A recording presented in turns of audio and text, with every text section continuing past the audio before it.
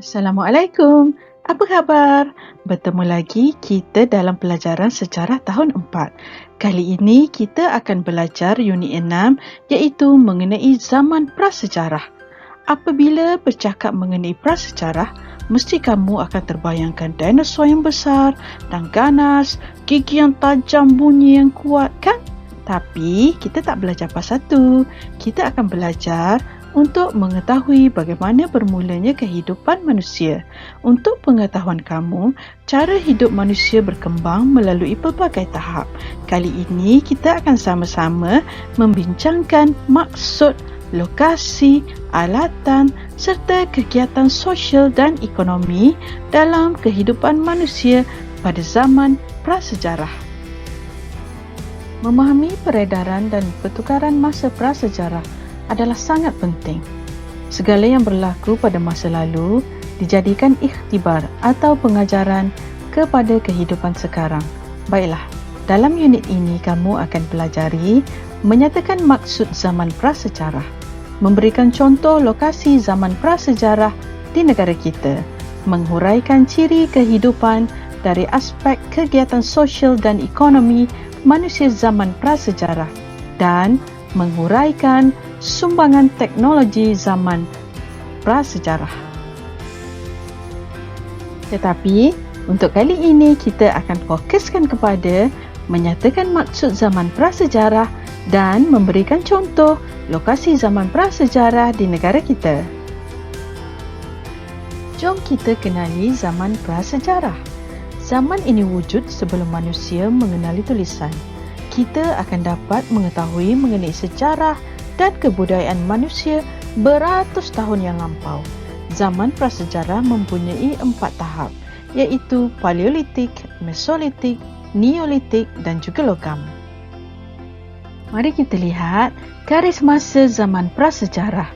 Zaman Paleolitik berlaku 200,000 tahun lampau sebelum Masihi. Selepas itu, zaman Mesolitik pula pada 14,000 tahun sebelum Masihi. Zaman yang ketiga ialah zaman Neolitik pada 3,000 tahun sebelum Masihi dan diikuti oleh zaman logam yang mula wujud 700 tahun sebelum Masihi. Zaman prasejarah membolehkan kita mengetahui cara hidup manusia dan menyedarkan kita bahawa manusia sentiasa mengalami perubahan dalam kehidupan. Seperti contoh, alatan yang digunakan mengikut setiap zaman. Semuanya berbeza-beza. Beberapa lokasi zaman prasejarah ditemui di negara kita. Kewujudannya dibuktikan dengan penemuan pelbagai tinggalan kehidupan manusia seperti artefak dan juga fosil. Dan ini adalah lokasi-lokasi yang terdapat di Malaysia Barat ataupun Semenanjung dan Malaysia Timur iaitu Sabah dan Sarawak. Banyak juga ya. Terengganu pun ada. Wah.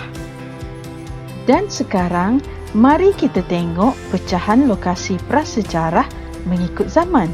Di Semenanjung terdapat bukti bahawa ada 4 zaman prasejarah wujud di kawasan-kawasan ini satu ketika dahulu, iaitu zaman Paleolitik, Mesolitik, Neolitik dan logam.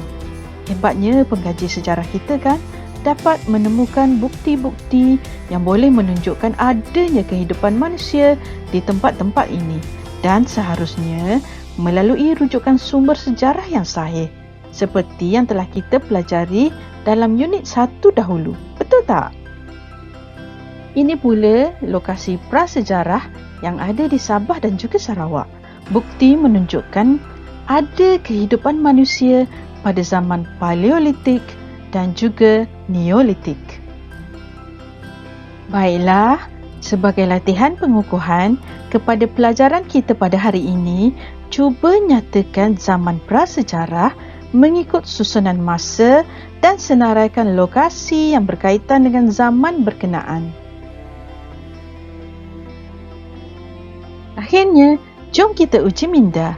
Lokasi zaman prasejarah dapat dibuktikan melalui penemuan artefak.